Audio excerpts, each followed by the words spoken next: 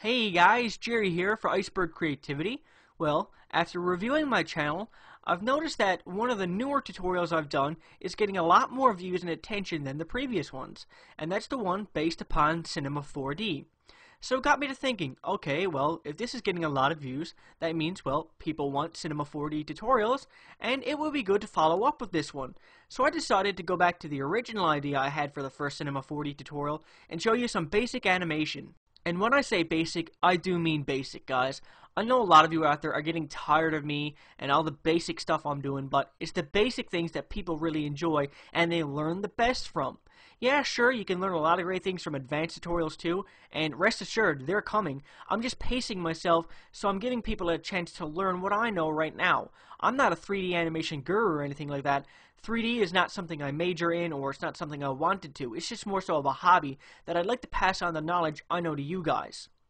With that said, there are modeling tutorials coming, there are more advanced animation tutorials coming, and there are a few tips and tricks coming for Cinema 4D. Rest assured on that. Alright, so let's get started. Begin by opening up Photoshop, or rather Cinema 4D, sorry, if you haven't done so already. You'll have a default canvas ready to work with. First, create a floor object. So just hold down on the light panel and choose floor. Bring it down on the Y position about -100. So this is, the purpose of this is when we create a new object, like a cube, which we're going to create, it'll rest on the floor. So click cube, and then, as you can see, it rests perfectly on the floor. Now we're going to add a quick little option to make the cube look a little bit better, and that's called a fillet, or a fillet. What this will do is it'll smooth out our cube. In the fillet radius, or fillet, whatever way you want to pronounce it, take it from 40 to about 10. And you'll see we have a nice smooth object instead of a ragged or a just, a really straight edge one.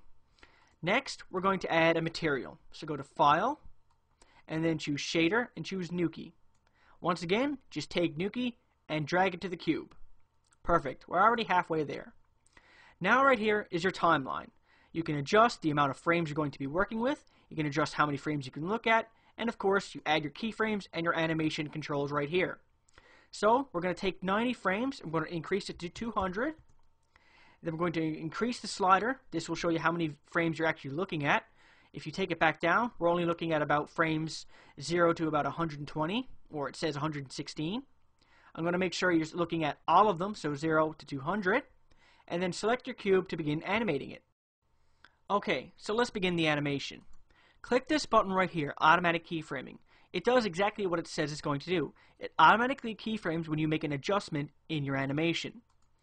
So, on your first frame, there's no keyframe right now. So click this little key button to make a first keyframe. Then, move your timeline to about 50, or keyframe 50, or frame 50, and then move your cube wherever you want. I'm just going to move it back straight, and you'll see a little line appear. This is your animation path. Then, move it to about 100, drag it over, and then just keep doing this on every 50 frames. Going to increase it, and then just do it when you're finally on 200. Move it this way, and there you go. And that's pretty much it. To see what you've just done, hit this button right here. It'll go to the start of the animation. There is a shortcut for it. It actually shows you down at the bottom. Just click it. It'll go back to the default starting position with the first keyframe. Hit your play button, or play forward, and it'll play on the animation path that you just created. Depending on how long the path is from the original frames, it could be fast or slow. And one thing to note, if you do not hit the play forward button again, it'll just keep going and going and going, like the Energizer Bunny. Except, well, this is not cute, and it doesn't sell batteries. Okay, so just set it back again. And now we're going to add a simple light object to show you the effects of shadows and light on an animated object. So, to add a light, just click the light button right here. It's up in the toolbar where you find the floor. Move it over to any area and then just bring it up so you get a lot of nice light around your object. And then turn on the shadows. So go to Shadow and then choose Shadow Map Soft. Then just hit the quick render, and now you'll see there's a basic shadow on your object, and your object has a nice light to better show off the reflection it has. So if we hit play, or play it forward, you'll see that the shadow gets removed when it steps out of the lights area, and then comes back when it gets within. It's a basic 3D animation with a light. So what we're going to do now, we're going to render it out, but we're not going to use the advanced render. We're not going to use a basic render. We're going to use a preview. So go to render, make preview, and then you'll get this dialog box right here. This is just a quick preview to show off to people what you've made. Your preview modes are full render, software shading, OpenGL, or enhanced OpenGL. I just, by default, use full render.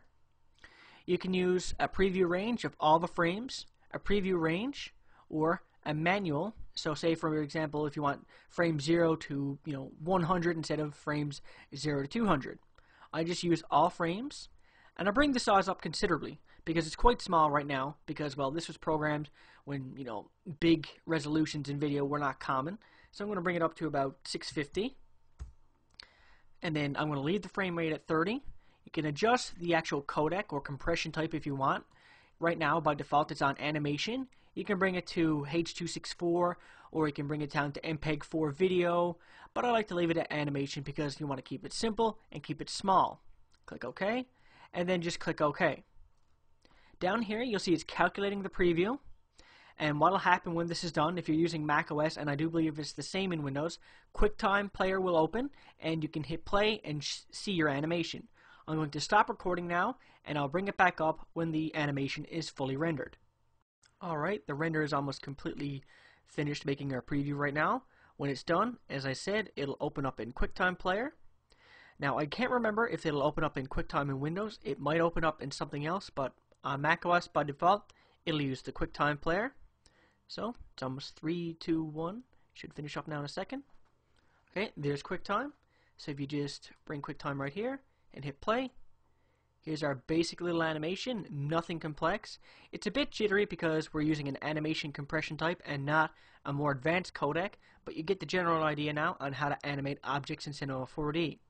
In the next tutorial, I will cover camera animation and light animation because just like your objects, you can animate cameras and lights within Cinema 4D. Well, fitting that, almost anything you can create in 3D in Cinema 4D, you can animate it. Lights, cameras, deformers, array objects, dynamics, you name it. Anyway guys, that's all for this tutorial. I hope you learned something. If you think this was a bit long because I tried to cut it down as much as I could, please leave some feedback and leave some suggestions for 3D tutorials you'd like to see.